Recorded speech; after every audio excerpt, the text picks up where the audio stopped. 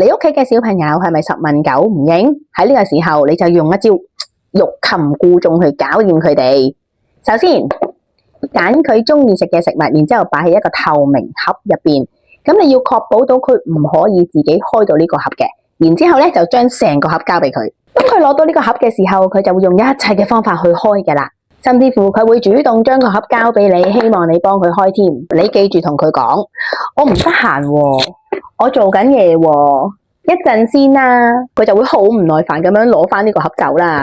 咁喺呢個時候，你就要擰轉身問佢一句：你係咪要開啊？之後咧就數啦，3、2、1。如果佢喺3聲入邊都未回應到你嘅，你就繼續扮忙啦。